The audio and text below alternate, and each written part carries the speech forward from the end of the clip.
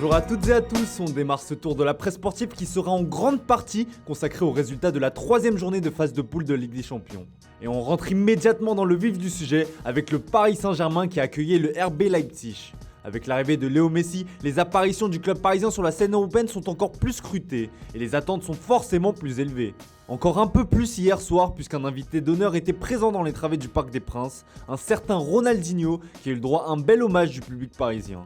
Le Brésilien a assisté à une rencontre riche en buts qui a finalement vu le PSG s'imposer dans la douleur face au club allemand 3-2. Paris sauvé par ses artistes, résume d'ailleurs parfaitement bien le journal L'Équipe. Pour le Parisien, Paris s'est fait peur. En effet, sans Neymar forfait ou encore Di Maria qui a purgé son dernier match de suspension, le club parisien s'en est remis à son duo Mbappé-Messi. Le premier a joué le rôle de dynamiteur quand Messi plutôt celui de finisseur. Omniprésent, le champion du monde français en a fait voir de tous les couleurs à Mohamed Simakan. Une superbe frappe croisée, un pénalty provoqué et un pénalty manqué qui ne viendra cependant pas gâcher sa très belle partition. L'Argentin lui a été un peu moins en vue mais diablement efficace. L'histoire retiendra que son premier doublé sous le maillot du PSG a été ponctué par une panenka pleine de culot. Un régal. Mais si ce succès permet au PSG de conforter sa place de leader dans le groupe, la prestation collective est encore loin d'être rassurante.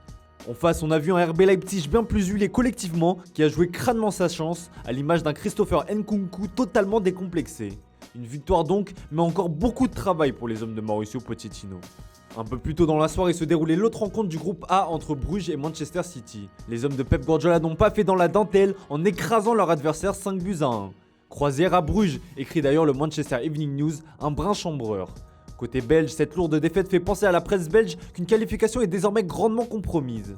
Pourtant Bruges ne compte que 2 petits points de retard sur son adversaire du soir. Les Citizens douchent les espoirs brugeois, regrette la dernière heure. Si Riyad Mahrez a inscrit un doublé, c'est un autre joueur qui lui a volé la vedette. Retenez bien ce nom car il risque probablement de faire parler dans les années à venir. Il s'agit de Cole Palmer, la dernière pépite de Manchester City. Le milieu de 19 ans qui brille avec l'équipe réserve a fait ses grands débuts en Ligue des Champions. Des débuts plus que réussis puisqu'il a déjà ouvert son compteur but dans la compétition. En tout cas, Pep Guardiola lui est déjà complètement sous le charme du minot. Le futur de Manchester City, s'enflamme le Daily Mirror. De son côté, le Daily Star relaie une déclaration du tacticien espagnol qui souligne la qualité du joueur devant les buts. Le tabloïd anglais précise également que Pep Guardiola exclut totalement un prêt pour sa pépite. Phil Foden n'a qu'à bien se tenir. Mais en Angleterre, c'est un autre homme qui fait les gros titres en ce mercredi matin. Cet homme encore, titre d'ailleurs le Daily Star. On parle bien évidemment ici de Mohamed Salah qui marche littéralement sur l'eau depuis le début de la saison. Hier encore, l'Égyptien a montré à l'Europe entière tout son talent d'un nouveau rush solitaire face à l'Atlético de Madrid. Double buteur, il a donné la victoire à Liverpool sur penalty, 3-2. Si Mo Salah fait la une du Daily Express ou encore du Daily Mirror, c'est car il a battu un record. En effet, il est devenu hier soir le premier joueur de l'histoire des Reds à inscrire un but en 9 matchs consécutifs. Rien que ça. Une nouvelle masterclass de Mohamed Salah qui est considéré comme le meilleur joueur du monde actuellement par son entraîneur Jürgen Klopp. On continue ce tour des résultats européens avec l'Inter qui a glané sa première victoire hier dans le groupe D.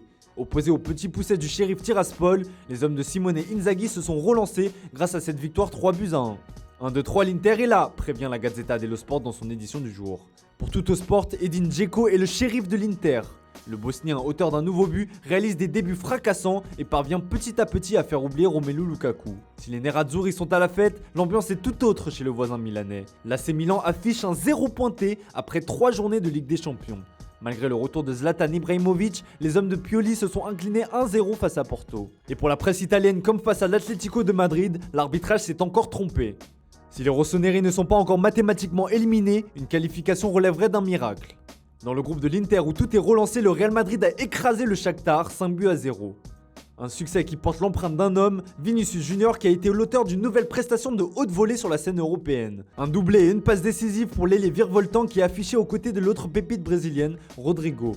Œuvre d'art, s'enflamme Marca sur son édition du jour. Pour le quotidien espagnol AS, le duo a été imparable. Enfin, comment ne pas évoquer le Real Madrid sans parler de Karim Benzema, une fois de plus buteur sous le maillot madrilène. Mais en ce mercredi matin, l'attaquant français ne fait pas uniquement parler de lui sur le terrain, car KB9 a rendez-vous avec la justice. L'heure de vérité, écrit le Progrès. Benzema sur le banc du tribunal, relate de son côté le Dauphiné. En effet, ce dernier va connaître le verdict de l'affaire de la sextape de Mathieu Valbuena. Depuis novembre 2015, Karim Benzema est mis en examen pour complicité de tentative de chantage. Il va comparaître devant le tribunal correctionnel de Versailles avec 4 autres prévenus. Enfin, on termine ce tour de la presse sportive avec un peu d'actualité mercato. Ces derniers jours, on vous parlait de la future prolongation d'Ansu Fati au FC Barcelone qui était en très bonne voie. Et bien pour le Mundo Deportivo ce matin, Ansu Fati c'est ok. Un accord de principe a été trouvé pour une prolongation de contrat jusqu'en 2027, avec une clause, tenez-vous prêt, qui sera d'environ 1 milliard d'euros. Sport relaye également cette information et explique que le directeur sportif du Barça s'est rendu à Lisbonne afin de rencontrer Jorge Mendes et pour conclure cet accord. Après Pedri, le Barça est donc sur le point de blinder une autre de ses pépites. Voilà, c'est tout pour ce matin, merci pour votre fidélité, on se retrouve tout à l'heure pour le traditionnel JT Foot Mercato.